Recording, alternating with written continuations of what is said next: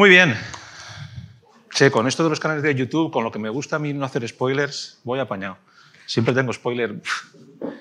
En fin, nada, un recurso menos. Muy bien. Los santos. Los santos. No estamos hablando de GTA ni nada de esto. Los santos. Voy a empezar con una pequeña confesión. Espero que no os riáis, ¿vale? Era cuando yo era chiquitito. Bueno, chiquitito. 8, 9, 10... No. 9, 10, 11 y unos 13, 14.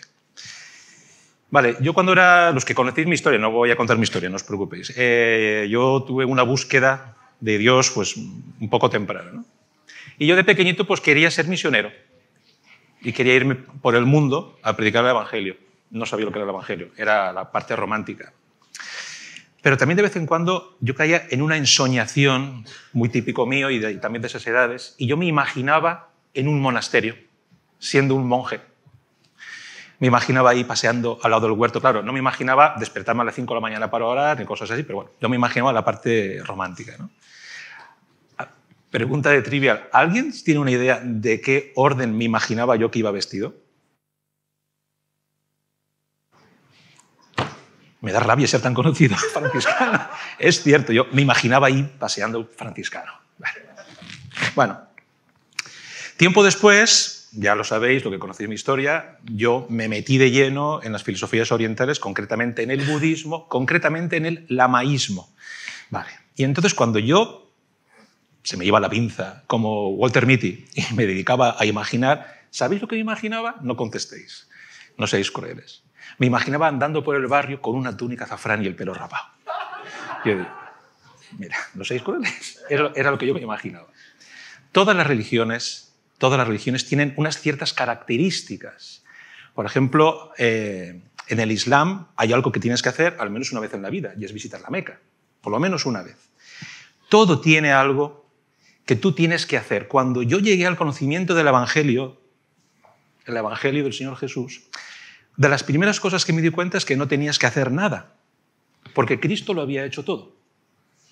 Cristo había venido, me había representado, había muerto en mi lugar en la cruz, había resucitado y yo iba detrás de él. Y de las primeras cosas que aprendí fue esto, y también que era esta falta de o una vestimenta particular o unas cosas concretas que tenías que hacer, era un obstáculo para la gente que quería acercarse al Evangelio. Porque el ser humano necesita sentir que aporta algo a su salvación o a su relación con Dios. Y resulta que Jesús te dice, sin mí no podéis hacer nada. O sea, por mucho que hagas, no puedes alcanzar a Dios. Dios te alcanza a ti. Vale. Muy bien, pues el cristianismo bíblico parece que se aleja de todas estas cosas un poco accesorias y cosméticas. Y sin embargo, con el paso de los años, me he ido dando cuenta de que, aunque era cierto eso que yo pensaba, Dios lo ha hecho todo, no es cierto que no haya nada que hacer. Eso tampoco lo es. Hay dos pilares fundamentales que definen al discípulo de Jesús. Dos. Una característica es conocidísima. Y la otra, bueno, ¿alguien tiene una idea de dos características de los discípulos de Cristo? ¿Cuáles son? Aunque sea una de ellas nada más. ¿Cómo? Perseverancia. Vale, una más conocida. ¿Cómo conocerán que somos discípulos de Cristo? He escuchado una palabra más corta antes. ¿Cómo? Amor. En esto conocerán que sois mis discípulos si tenéis amor los unos a los otros. Y no es el amor de con quien me llevo bien, es el ágape, el que me permite amar a alguien que no se le merece ni de lejos. Eso es lo que nos distingue. Hay una segunda cosa que nos distingue. La santidad. ¿Quién de aquí es santo o santa? ¿Habéis esperado que levante yo la mano? Ya os vale. ¿Quién de aquí es un consagrado o consagrada a Dios? Y una vez más, habéis esperado que yo levante la mano. Eso es curioso, es curioso. Vale. ¿Por qué hablamos tanto del amor? Porque es importantísimo, es vital, fundamental, el amor de Dios. El amor que debemos tener sus hijos y sus discípulos los unos a los otros. Pero a mí me da la sensación, si me equivoco me lo decís, de que no se habla mucho de la santidad. De vidas santas y consagradas. Y cuando digo esto, hasta me parece percibir ciertas contracciones musculares. ¿Por qué no hablamos tanto de esto? Quizá sean conceptos un poco antiguos, que a día de hoy, después de 1000 y pico años largos de cultura judeocristiana, quizá no sean tan necesarios o importantes. ¿Se ha trasnochado esto de la santidad o de ser santos? Vale, ¿lo podéis pasar, por favor? Este es el texto que vamos a leer, pero sobre todo el central, el párrafo del centro. En Primera de Pedro, capítulo 1, versículos 13 en adelante. Por tanto, ceñid vuestro entendimiento para la acción. Sed sobrios en espíritu. Poned vuestra esperanza completamente en la gracia que se os traerá en la revelación de Jesucristo. Como hijos obedientes, no os conforméis a los deseos que antes teníais en vuestra ignorancia, sino que así como aquel que os llamó es santo, así también sed vosotros santos en toda vuestra manera de vivir, porque escrito está, sed santos porque yo soy santo. Y si invocáis como Padre a aquel que imparcialmente juzga según la obra de cada uno, conducíos en temor durante el tiempo de vuestra peregrinación, sabiendo que no fuisteis redimidos de vuestra vana manera de vivir, heredada de vuestros padres con cosas perecederas como oro o plata, sino con sangre preciosa, como de un cordero sin tacha y sin mancha, la sangre de Cristo. Pues pareciera ser que Pedro nos dice que tenemos que ser santos, que nuestra vida tiene que ser santa. No es una cosa que solamente diga el apóstol Pedro, que ya nos lo estoy diciendo, el Señor a través de él. Segunda de Timoteo, en capítulo 1, dice: Dios es quien os ha salvado, nos ha salvado y nos ha llamado a una vida consagrada a Él. No porque lo merecieran nuestras obras, sino porque tal ha sido su designio conforme al don que se nos ha concedido por medio de Cristo Jesús antes que el tiempo existiera. En Hebreos 12, en un versículo, el 14, dice: buscad la paz con todos y la santidad, sin la cual nadie verá al Señor. Bueno, parece que esto de la santidad tiene importancia. Tiene mucha importancia. Pero cuando yo pregunto, esta pregunta que os he hecho a vosotros, yo también me la he hecho. Cuando yo pregunto, ¿estáis consagrados a Dios? Y hay una cierta duda. El concepto de estar consagrado, de ser santo, es, por lo visto, algo que tiene que aclararse para que podamos saber de qué estamos hablando, para que no haya confusión. Y vamos a dedicar un poquito de tiempo a esto. No mucho, espero, pero poquito de tiempo. Pasamos a la siguiente. Lo primero es, vamos a tratar de ver, y con esto ya podríamos estar no sé cuántos domingos hablando al respecto, pero vamos a hacer a vista de pájaro, ¿vale? ¿Qué es la santidad? A ver, a mano alzada, ¿alguien sabría decirme aproximadamente en qué libro de la Biblia empieza a hablar de lo santo, santificado o de los santos? ¿Dónde creéis que empieza a hablarse de esto en la Biblia? ¿Alguna idea? ¿Cómo? Génesis. Sí, más o menos por la mitad, por el principio, por el final. En Génesis se habla. Vamos a ver cómo de temprano tenemos el concepto de lo que es santo. ¿Me pasáis la diapositiva? En Génesis 2. Y bendijo Dios el séptimo día y lo santificó porque en él reposó de toda la obra que él había creado y hecho. Si tenemos el concepto de que la santidad, el ser santo, significa una persona que no peca o que tiene una vida de unos estándares de moral altísimos, preguntémosle al domingo qué tal se porta. No tiene que ver solamente con eso. El Señor aparta un día para él, lo santifica. Eso significa santificado, apartado, distinguido de los demás. Se le ha puesto en otro lugar. Está marcado como distinto al resto de los otros 6, el día de descanso. Pasamos a la siguiente, por favor. En Levítico, capítulo 11, 45, está dando una serie de ciertas leyes y dice en un momento: porque yo soy el Señor, que os he hecho subir de la tierra de Egipto para ser vuestro Dios. Seréis, pues, santos, porque yo soy santo. Se lo está diciendo a todo el pueblo de Israel. Y a todos les dice: porque yo soy santo y vosotros sois mi pueblo, vosotros tenéis que ser santos. Y le está hablando a un pueblo que ya había dado grandes muestras de tozudez, de rebeldía, había pecado no pocas veces. De modo que está pidiéndole a un pueblo que ya ha dado muestras de tropezar con cierta facilidad que tiene que dejar de hacerlo. Que tiene que ser santo, apartado, distinto. Israel fue un pueblo escogido de entre todos los pueblos de la tierra para ser el pueblo de Dios. Dios dijo: vosotros sois mi pueblo. En un momento el Señor le tiene que aclarar al pueblo que no os he escogido porque seáis los más listos ni los más grandes, os he escogido porque sois los más pequeños. Era un pueblo de esclavos, como ya hemos visto hace poco, que había asumido muy bien el papel de esclavo. Lo tenían, eran unos maestros siendo esclavos. No estoy siendo irreverente, ¿eh?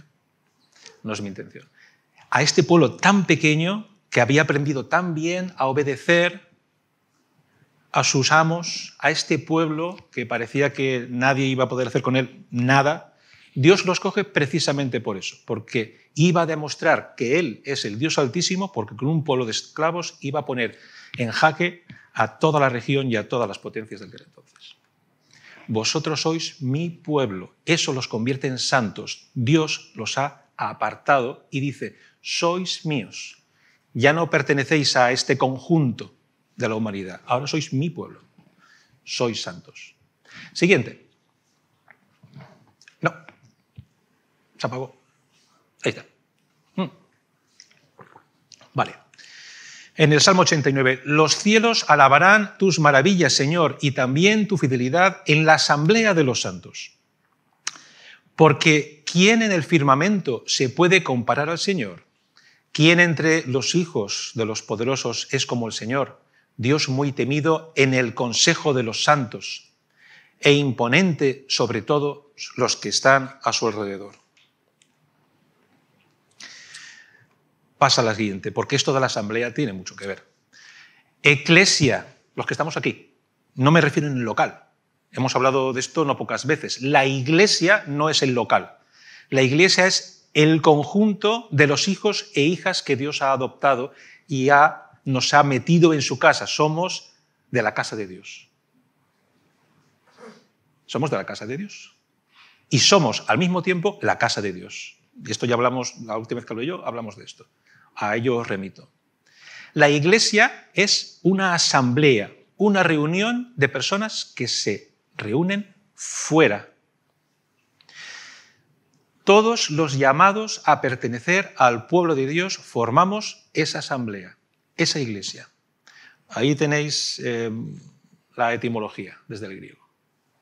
Llamados a estar fuera. Es como decir, a veces sí que se ha dicho, no se ha terminado de aclarar, lo he escuchado alguna vez porque se está quizá hablando de otros temas, pero que la iglesia es las personas que Dios rescata del mundo, mundo entendido como el conjunto de seres humanos que no han creído en Cristo y que están perdidos, ¿vale? Yo fui rescatado del mundo en este aspecto, Dios me saca fuera. Y ahí nos quedamos, nos envía fuera, pero nos envía fuera a reunirnos, a ser una casa, la casa de Dios, a ser asamblea. Es como si de un pueblo de 10.000 habitantes, bueno, si un pueblo de 5.000 habitantes, un pueblo de 5.000 habitantes, llega alguien, escoge a 100, dice, venid conmigo, que con vosotros voy a hacer una pequeña aldea. Pero no crea 100 chalets dispersos por ahí, crea una pequeña aldea de 100 personas. Esa es la Iglesia. Los que hemos sido rescatados, pasamos a formar parte del pueblo de Dios, somos sus hijos e hijas adoptados por la sangre de Cristo. Esa es la Iglesia. Y nosotros somos los santos. Santos, es decir, todo aquel que ha creído en Jesús como su Señor y Salvador, Dios lo aparta para sí. Ya forma parte de su casa. Soy santo. No sé si alguno lo había pedido en la cuenta, pero si has depositado tu fe en Jesús como único Señor y Salvador, eres santo, eres santa. No San Emilio, no San Dani, no Santa Damaris, en el sentido que en este país de cultura católica muy amplio, pues tenemos, bueno, estas personas, Santa Eulalia o San Emilio, que también existió, creo recordar, creo que no hay nombre que no haya tenido un santo. Yo como mucho lo que pienso es que eran personas que siendo creyentes tuvieron una vida muy dedicada a Dios, pero ya está. Una vez han pasado a la presencia del Señor, les pasará como a mí, pasamos a la presencia del Señor. Somos santos aquellos que hemos creído en Jesús como nuestro Señor y Salvador. Eso significa ser santo. Pero no solo eso, hay más. Pasamos a la siguiente. Y tengo que hacer una pequeñita aclaración. Next one. Si se puede, ¿eh? Si no, yo me espero. Antes de continuar, mientras lo vas intentando, lo voy a explicar por aquí. Si no aparece la diapositiva, no es tan vital. Antes de continuar, vamos a volver a Pedro. Sí que me gustaría pararme 2 minutos en una aclaración. Esto que he dicho antes de que cuando hablamos de santidad, consagración, crea una cierta incomodidad. ¿Y esto por qué suele ser así? Suele ser así porque a lo largo de la historia de la Iglesia ha habido muchas ocasiones el efecto péndulo. Ha habido muchas ocasiones en las que, basándonos en la palabra de Dios, hay personas que se han vuelto tremendamente legalistas y han hecho de la vida cristiana una serie de preceptos que, cuando ya se han pasado de frenada, se antoja mucho al tipo fariseo, ¿vale? Es decir, muchísimas cosas que no están necesariamente en la Biblia. Llevar una vida santa, una vida consagrada, por supuesto que tiene efectos en nuestra vida, pero a día de hoy incluso hay personas que se dedican a hacer un desgrane de normas y leyes. Vale, esos son los legalistas. El efecto péndulo es que luego hay otra forma de entender la santidad, o de no entenderla, que es el antilegalismo. Y los dos son extremos, y cualquier extremo suele ser bastante malo. Entonces, en un efecto de péndulo, después, por ejemplo, a nivel social, esto que estamos viendo ahora desde la Iglesia, estamos viendo con honda preocupación cómo en nuestra sociedad del primer mundo la moral y la ética se están viniendo abajo. Y lo hemos comentado alguna vez en alguna conversación así, tête a tête, no deja de ser un efecto de péndulo. Durante siglos y siglos, la cultura judio-cristiana, mal entendida, ha servido de una especie de corsé muy apretado, asfixiante para la sociedad, y se ha mal usado. Ahora que ya todo es relativo, la sociedad en ese efecto de péndulo está pasando de una cultura judio-cristiana que a veces se ha pasado de la raya, se ha pasado y ha apretado mucho, ahora no quiero saber nada de ti, déjame en paz.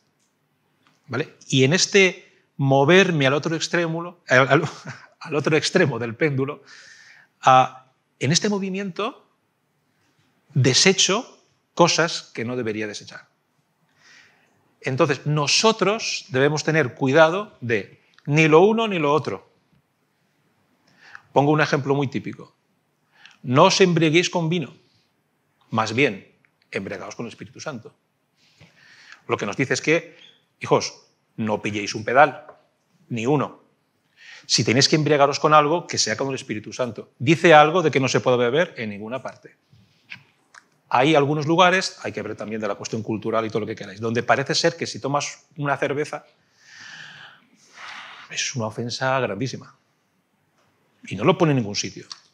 Y el Señor Jesús comía y bebía con sus discípulos, con la gente de la calle, Allá donde iba lo invitaban.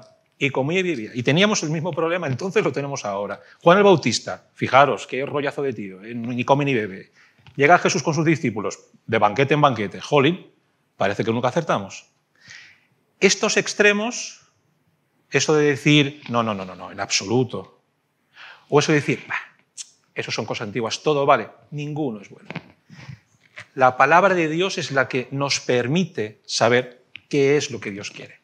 Cuando yo tengo una opinión, cuando yo tengo algo formado por mi cultura, por mi historia personal, por lo que sea, mis situaciones de vida, debo ser consciente de que es así. Y yo tengo que contrastarlo con lo que Dios quiere. Y así evitamos legalismos absurdos y antilegalismos que tampoco tienen sentido. En Gálatas 5 dice, y con esto acabo esta parte, digo pues, andad por el Espíritu y no cumpliréis el deseo de la carne. Porque el deseo de la carne es contra el Espíritu y el del Espíritu es contra la carne. Pues estos se oponen el uno al otro, de manera que no podéis hacer lo que deseáis. Pero si sois guiados por el Espíritu, no estáis bajo la ley. Dejémonos guiar por el Espíritu del Señor y lo demás vendrá rodado. Volvemos al texto que nos interesa. Siguiente diapositiva. Ahora, tarde. Siguiente. Ahí estamos. Muy bien. Vamos a repetir esta parte de Primera de Pedro. Volvemos. Hemos volado un poquito, quizá demasiado rápido, por lo que es santidad, el hecho de ser santos, apartados para el Señor, una pequeña advertencia sobre el hecho de ni caer en legalismos, ni que nos dejemos las pestañas quemados con antilegalismos. Hay que buscar lo que Dios quiere, porque es nuestro Señor, de eso estamos hablando. Entonces, no es por lo que diga Pepito o Emilio o quien sea que estuvo aquí, es por lo que dice la palabra de Dios. Vamos a tratar de desgranarlo. Y en Primera de Pedro volvemos, voy a leerlo otra vez, esta parte. Por tanto, ceñid vuestro entendimiento para la acción. Sed sobrios en espíritu. Poned vuestra esperanza completamente en la gracia que se os traerá en la revelación de Jesucristo. Ceñid vuestro entendimiento. Eso como cuando Job le dice el Señor, cíñete los lomos. Vamos a hablar tú y yo. Los que en algún momento de vuestra vida habéis ido de acampada con mochila, no con coche hasta la puerta, con mochila, esos quedan pocos, una cosa que aprendes con un viaje, ya lo aprendes, es que cuando vas con mochila, las cosas que van alrededor más vale que las ates. Llevar el saco de dormir o la cantimplora pegándote de golpes mientras vas andando es un auténtico suplicio. De modo que hay que sujetar todo bien empaquetado. Por tanto, ceñid vuestro entendimiento para la acción. Esto nos lo está pidiendo Pedro a nosotros. El apóstol Pedro nos pide a nosotros, los santos, los que Dios ha escogido para sí, ya ha hecho un pueblo con nosotros. Ceñid vuestro entendimiento para la acción. Proactividad. La santidad, vivir una vida santa, no es, ¿te ha llegado? Lo llevo puesto. Es como una tarjeta del bonus que la tengo ahí, cuando paso sola se pasa. No. Hay que ser proactivo en esto. En Hebreos 12, por tanto, puesto que tenemos en derredor nuestro tan gran nube de testigos, despojémonos también de todo peso y del pecado que tan fácilmente nos envuelve y corramos con paciencia la carrera que tenemos por delante. De esto Rubén hace unas cuantas sesiones sí que habló de esto. ¿Hay algo en tu vida que te está siendo un obstáculo para llevar una vida consagrada a Dios? Porque estamos llamados a eso, no os lo perdáis. Todos, Todos estamos llamados a ser consagrados. Somos consagrados y estamos llamados a tener una vida consagrada. Cuando Moisés le dice, el Señor ha dicho, sed santos porque yo soy santo, no se lo dice a los jefes de los clanes, se lo dice a todo el pueblo. Entonces, despojémonos de aquello que nos impide llevar un seguimiento cercano a Jesús. ¿Qué es lo que te impide? ¿Qué es lo que me impide? Yo me he hecho esta pregunta y ya tengo 2 o 3 cosas que o las tiro al suelo o voy a estar siempre a medio kilómetro de Jesús, no al lado. ¿Quieres seguir a Jesús? Tira eso, tíralo. Y te costará y tendrás que pedir ayuda a hermanos o al Señor o estar delante de él continuamente, Señor, ayúdame en esto. Pero tirémoslo. Ahora, si preferimos esto a estar cerca de Jesús, es otro asunto. Porque resulta que ser hijo de Dios, discípulo de Cristo, implica algo. No es eso de todo hecho está. Por parte de Jesús hizo lo que nosotros no podíamos hacer. ¿Y qué podemos hacer nosotros? Dios espera algo de ti y de mí. Dejad que lea un texto, no es bíblico, es de Bonhoeffer, que lo explica muy bien. Él tiene mucha más labia que yo. ¿Qué significa seguir a Cristo? Ser santo. Es decir, discípulo, seguidor cercano. Seguir a Cristo significa dar unos pasos determinados. El primero, el que va inmediatamente después de la llamada, separa al que sigue de la existencia que ha llevado hasta ahora. La llamada al seguimiento crea al punto una situación nueva. Esto fue completamente claro desde el principio. El publicano debió abandonar la oficina de recaudación. Pedro debió dejar sus redes y marchar detrás de Jesús. Según nuestro modo de comprender las cosas, podría haber sucedido de otra forma. Jesús podría haber ayudado al publicano a adquirir un conocimiento nuevo de Dios y dejarlo en su antigua situación. Si Jesús no hubiese sido el Hijo de Dios, esto habría sido posible. Pero como Jesús es el Cristo, hacía falta que quedase bien claro desde el principio que su palabra no es una doctrina, sino una nueva creación de la existencia. Se trataba de ir realmente con Jesús. Cuando Él llama, esto significa, para el que recibe la llamada, que solo hay una posibilidad de creer en Jesús, abandonarlo todo y acompañar al Hijo de Dios hecho hombre. Esto es lo que Dios espera de sus hijos. Tela. Y no tiene que ver ser santo, hago la aclaración por si, y esto creo que lo hemos hablado muchas veces, ser santo no tiene que ver, en nuestro caso concreto, con no pecar. Yo soy santo, pero yo peco. Y si no digo todos los días, puede que esté pecando por mentir. Ser santo es ser como el rey David tuvo un corazón perfecto delante de Dios. ¿Qué significa perfecto? ¿Sin fallas? No, tuvo muchas. Pero el corazón del rey David buscaba todos los días acercarse a Dios. Todos los días. ¿Fallaba? Vaya. Y como era el rey David, a lo grande. Pero el corazón perfecto es el que busca a Dios, el que no pone excusas. El Señor está muy lejos, el Señor no me escucha, yo soy demasiado pecador, lo he intentado tantas veces. Dios siempre tiene la puerta de su casa abierta, porque es que de hecho perteneces a su casa. Entonces, ser santo significa buscar de forma proactiva, intensa si es posible, ojalá pudiéramos, el estar cerca del Señor, el serle agradable porque Él es santo y nos ha hecho su pueblo y nos pide, puesto que yo soy santo, vosotros, ¿sabed también? Y el cambio no es solo de actitudes, es profundo. A ver, decir esto que está diciendo, Pedro deja las redes, el publicano deja su mesa, Emilio deja, pues no sé, las cosas que estaba haciendo y empieza a venir en la iglesia. ¿Y qué pasa con aquellas personas que habéis nacido en una familia cristiana? ¿Qué tenéis que dejar? Si, vamos, habéis tenido la bendición desde el momento que nacisteis, estar en una casa donde se escucha la Biblia, donde se va a la iglesia, donde se escuchan alabanzas. Eso es una bendición. Pero claro, uno piensa, y si yo tengo un encuentro con Jesús, sea en un día concreto, sea una cuestión de tiempo, de un proceso, pero llego al entendimiento de que Jesús es mi Señor y mi Salvador, ¿qué tengo que cambiar? El corazón es lo que cambia a Dios.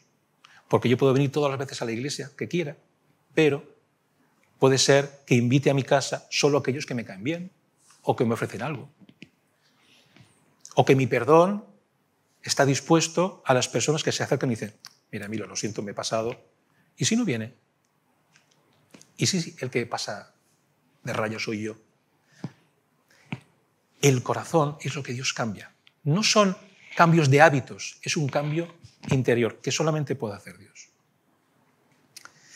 Dijo, pásala si le veis la cara, el siguiente, un señor del siglo XIX.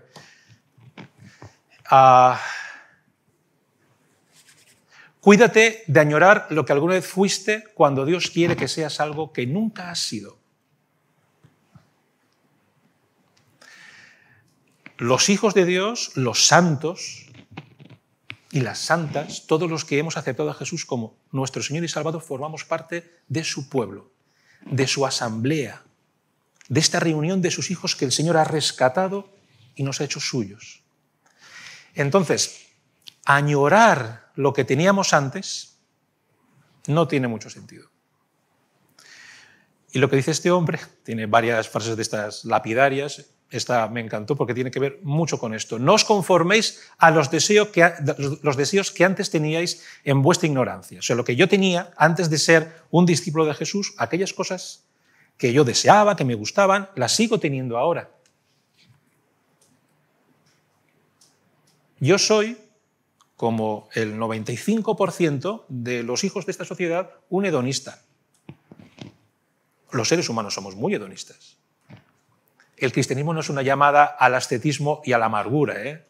Se puede disfrutar barbaridades, pero de la mano del Señor, que nos lleva a sitios que jamás llegaríamos sin Él.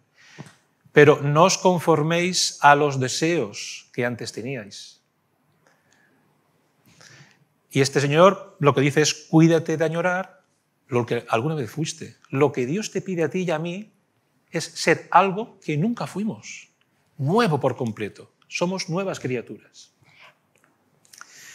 También dijo otra cosa, la santidad, no la felicidad, es el objetivo último del hombre.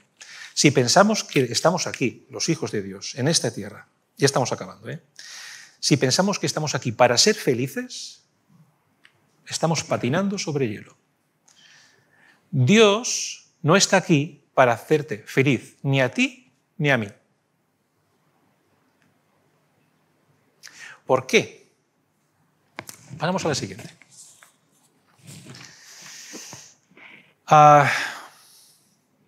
Porque lo dio todo. Porque si quieres una muestra del amor de Dios por ti, no es que las cosas te vayan bien. No es que eso que deseas te vaya rodado. Es que Cristo murió por ti.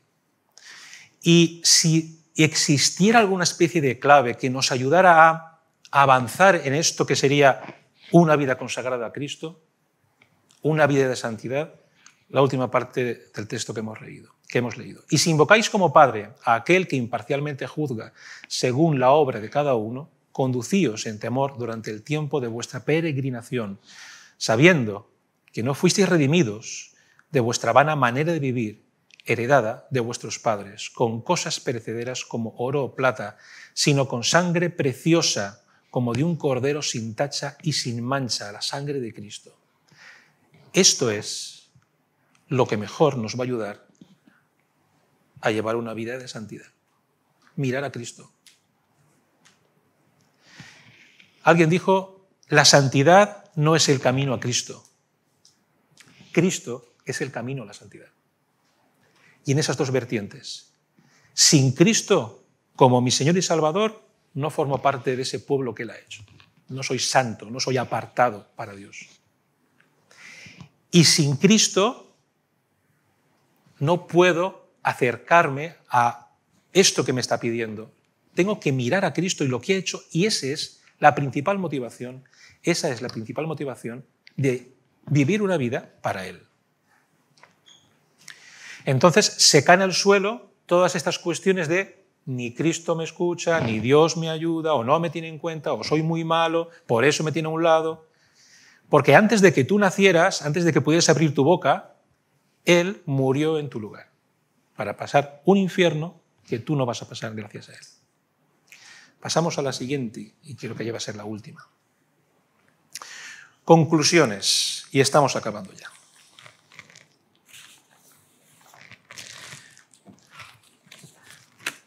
La santidad y no la felicidad, dijo Chambers, es el objetivo principal del hombre.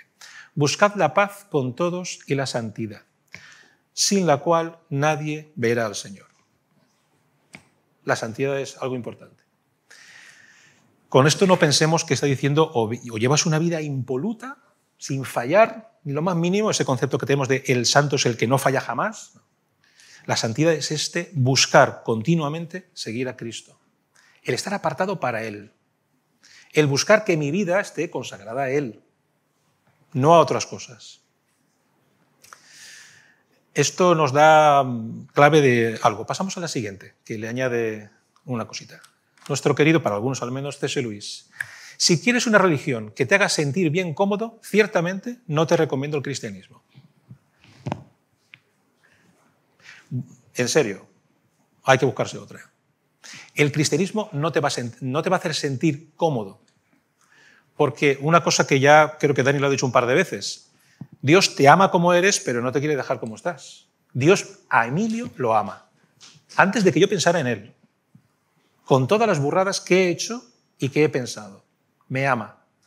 Pero desde luego, su intención no es dejarme como estoy. Desde luego, lo tengo clarísimo. De modo que si quieres una religión que te permita llevar una vida así, suelta, relajada y campechana, y de vez en cuando, pues tener algo que te anímicamente, incluso espiritualmente, te dé como una especie de impulso, hay muchas opciones, pero el cristianismo no va a ser. Porque en el cristianismo el seguimiento a Jesús es pasar por donde Él pasó. Eso significa, bueno, negación por muchas partes. Pero estamos con Él. Está a nuestro lado. De modo que cuando hay una cosa que decía Bonhoeffer, que es la pseudoteología argumentaria, que es cuando nos llenamos la cabeza de cosas para realmente no llegar al punto. Es que Emilio, con lo que hace, con el carácter que tiene, con todo lo que tiene que arreglar, yo, ¿cómo voy a llevar una vida santa? Eso es una excusa. La vida santa y consagrada es para otros, gente muy estudiada, gente que tiene una intensidad. Es que yo soy... Quizá nos identificamos con el publicano, el que está a los 2 pies, a los 2 escalones del templo pegándose en el pecho. Señor, sé propicio a mí, que soy pecador. Pasemos a la siguiente y ya última. Y esta es la clave. Porque no nos ha dado Dios espíritu de cobardía, sino de poder, de amor y dominio propio. ¿Podemos ser santos? ¿Podemos ser consagrados a Dios? ¿Podemos con la ayuda de Dios coger nuestras vidas y empezar a atar las cosas que están sueltas para seguirle? Sí. ¿Por nosotros? Ni de lejos. Por Cristo. Porque Cristo vive en mí y vive en ti. Y Cristo es el que nos da todo lo necesario, que es Él, para que nuestras vidas, cada vez más, como el rey David, cada vez más consagradas, cada vez más santas, entregadas a Él. Porque no nos ha dado espíritu de cobardía, sino de poder, de amor y dominio propio. Sea que en tu vida o en la mía tengamos impulsos que no podemos controlar, que sea la pereza, que sea el mal carácter, que sea la maledicencia, la murmuración, que sea la comida o que sea la bebida, da igual, la pérdida de tiempo, todo aquello que no debemos tener los que seguimos a Cristo. Todos esos lastres que nos impiden seguir a Cristo. Una mochila llena de cazos y cosas que van dando vueltas por ahí. Todo eso lo podemos dejar en el camino con la ayuda del Señor. Y estamos llamados a esto, porque además el mundo necesita ver que tal y como nuestra boca dice Cristo cambia vidas, efectivamente lo hace. Y lo hace. Pero hay que ponerse a ello. Vamos a orar. Señor Jesús, gracias porque tú lo has hecho todo, absolutamente todo. Y has dejado para nosotros, Señor, el vivir vidas consagradas a ti. Y hasta en esto tenemos tu ayuda. Gracias porque nos has hecho un pueblo, porque somos parte de tu casa Y tú sabes que en nuestro corazón está querer vivir como tú nos pides y como solamente tú mereces. También sabes cómo nos cuesta y cómo tantas veces nos entristecemos porque nos da la sensación de que no podemos. Ayúdanos a recordar que en ti todo se puede. Ayúdanos a poner en tus manos aquellas cosas que nos lastran, que nos entorpecen. Ayúdanos a escuchar tu voz, que siempre, desde la eternidad, nos está gritando que nos amas. Ayúdanos, Señor, a ser un pueblo, que seamos sal y luz, viviendo vidas consagradas a ti, ayudándonos y perdonándonos unos a otros y anunciando al mundo tu evangelio, el único que salva. En tu nombre oramos. Amén.